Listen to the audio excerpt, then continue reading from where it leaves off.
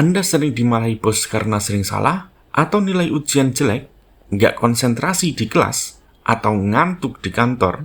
Mungkin masalahnya bukan karena semangat Anda yang kurang. Ada sebuah solusi yang jarang dibahas, padahal cukup sederhana dan murah. Solusi yang elegan dan ramah lingkungan.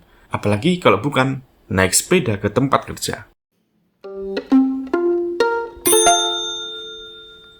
Naik sepeda atau olahraga pada umumnya punya banyak manfaat yang kita udah tahu, misalnya bakar kalori dan bikin jantung lebih sehat. Tapi yang nggak kalah penting dan kayaknya jarang dibahas itu manfaatnya ke otak kita. Beberapa penelitian bilang bahwa anak-anak merespon tugas-tugas kognitif lebih cepat dan akurat setelah ikut satu sesi aktivitas fisik. Penelitian yang lain juga menyimpulkan, anak-anak yang ikut olahraga aerobik selama 30 menit, kemampuan kognitifnya lebih bagus daripada anak-anak yang nonton TV 30 menit. Ini terjadi karena dalam tubuh kita ada hormon yang namanya Brain Derived Neurotrophic Factor atau BDNF. BDNF berfungsi membantu kerja neuron lebih baik sehingga otak lebih mudah menerima informasi. Bagaimana supaya kita dapat BDNF? Olahraga jawabannya. Mau di Ayunda, selebriti yang juga sukses dalam akademis sampai harus milih mau melanjut kuliah di Harvard atau Stanford, punya kebiasaan olahraga di pagi hari karena menurutnya itu membantu produksi hormon BDNF jadi belajarnya lebih efektif.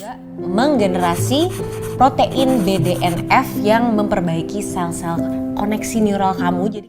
Selain itu, otak kita perlu banyak energi supaya berfungsi normal. 20% dari total kalori yang kita konsumsi larinya ke otak. Menariknya, Dr. Roger Sperry, peraih Nobel tahun 1981, bilang bahwa sebagian besar stimulasi dan nutrisi untuk otak diperoleh dari pergerakan tulang punggung. Beberapa dekade kemudian, ilmuwan lain mengkonfirmasi gerakan yang sehat terutama dari tulang belakang membantu aktivitas otak, mengurangi stres, dan membantu proses belajar dan tumbuh kembang anak. Contoh kebalikannya adalah koala. Di masa lalu, koala punya ukuran otak yang lebih besar. Seiring berjalannya waktu, mereka ternyata bisa hidup cuma dengan makan daun eukaliptus. Jadi mereka hidup di pohon itu dan nggak perlu banyak gerak lagi. Akibatnya, otak koala menyusut. Jadi kalau hidup kita kurang gerak, yang dikhawatirkan bukan cuma obesitas dan penyakit lain, tapi juga otak kita menyusut dan makin nge-lag.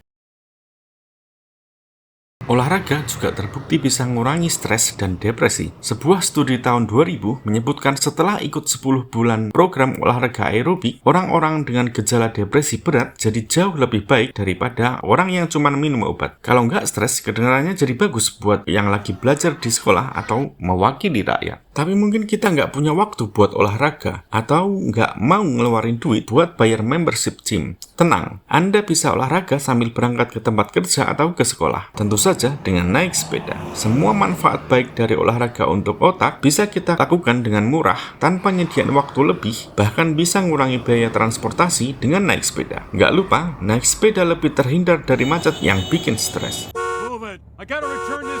Dan ternyata banyak ilmuwan peraih Nobel yang sehari-harinya naik sepeda, misalnya George Smith, Jacques Duboce, dan Ben Feringa, yang salah satu hadiah Nobel adalah parkir khusus buat mereka. Tapi karena mereka naik sepeda, mereka dapat parkir sepeda khusus. Pada 1998, Amartya Sen bahkan dapat Nobel karena dibantu sepedanya berkeliling kota Bengal Barat di India untuk ngerjain penelitiannya. Nggak lupa, Einstein naik sepeda juga. Kita tahu sistem pendidikan terbaik di dunia itu Finlandia, tapi anak-anak paling teredukasi bukan Finlandia, tapi Belanda, negara yang sebagian besar anak-anaknya naik sepeda ke sekolah. Kalau anak-anak paling bahagia di dunia dengan jumlah penggunaan antidepresan terendah di dunia, Belanda juga. Negara yang menerapkan 4 hari kerja saja, Belanda salah satunya. Dan banyak juga orang Belanda yang masih bekerja dengan profesional sambil tetap merawat anak dan rumah tangganya. No, I don't feel I've sacrificed it and I'm still doing my job in a very high level. Tapi kami tahu nggak semua orang bisa naik sepeda ke kantor atau sekolah. Dan ini bukan karena kita lebih malas dari orang Belanda. Mungkin karena rumah terlalu jauh. Atau kita nggak ngerasa aman naik sepeda karena harus sikut-sikutan sama motor dan mobil di jalanan. Salah satu solusinya bisa dengan naik transportasi umum. Naik kereta atau bus bakalan bikin kita jalan kaki. Misal dari halte ke kantor. Kita jadi udah berolahraga tanpa harus ngeluarin uang dan waktu lebih. Tapi mungkin aja kita tetap terpaksa naik kendaraan pribadi karena misalnya kendaraan umum terlalu penuh atau nggak ada sama sekali. Ini bukan salah Anda. Tapi ingat, sistem yang maksa kita naik mobil pribadi kemana-mana itu nggak bagus. Di Amerika Utara contohnya, yang orang-orangnya terpaksa harus punya mobil karena tinggal di tempat yang nyebar kayak gini. Orang yang kelebihan berat badan sebanyak 69%, dengan 36%-nya di taraf obesitas yang nggak sehat. Dibandingkan dengan Belanda yang tingkat obesitasnya 17,9%. Kalau Indonesia